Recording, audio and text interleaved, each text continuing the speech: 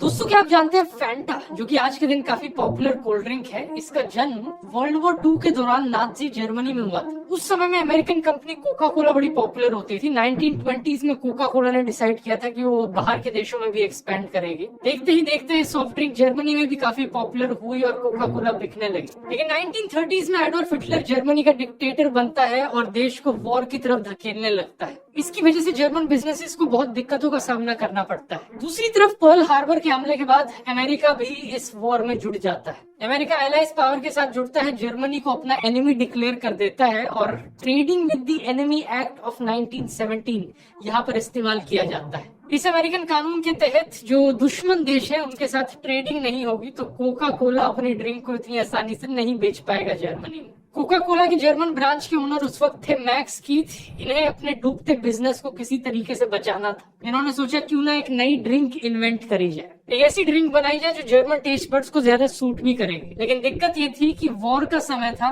Ration की कमी पड़ रही थी, तो जिन इंग्रेडिएंट्स का यूज किया जा सकता था वो सिर्फ बचे कुछ इंग्रेडिएंट्स थे बाकी इंडस्ट्रीज के, जैसे Apple fibres, fruit shavings, pulp, wheat sugar, चीज की बाय प्रोडक्ट व्हीट, चीज का बाय प्रोडक्ट वे। तो इन्हीं सारे बचे कुछ इंग्रेडिएंट्स का इस्तेमाल करके एक नई ड्रिंक बनाई गई उस समय में। और जब नाम डिसाइड करने का टाइम आया तो कीथ ने अपनी टीम से पूछा कि अपनी इमेजिनेशन का इस्तेमाल करो। उनकी टीम ने अपना दिमाग लगाया और सोचा क्यों ना इसका नाम फैंटेसी या इमेजिनेशन शब्द पर ही रख दिया जाए। जर्मन शब्द फैंटेसी, जो कि SIE करके लिखा जाता है, इंग्लिश शब्द फैंटेसी से काफी सिमिलर है, और इसी का इन शॉर्ट इन्होंने फैंटा नाम रख दिया इस ड्रिंक का। कुछ इस तरीके से कोका कोला ने अपनी डूबती हुई सब्सिडरीज को बंद होने से बचा लिया एक वॉर के समय में भी। वर्ल्ड वॉर 2 की कहानी और जानना चाहते हैं, यूट्यूब पे सर्च कीजिए ध्रुव राठी वर्ल्ड वॉर 2, पूरे लंबे फुल लेंथ वीडियोस मिल जाएंगे इसमें।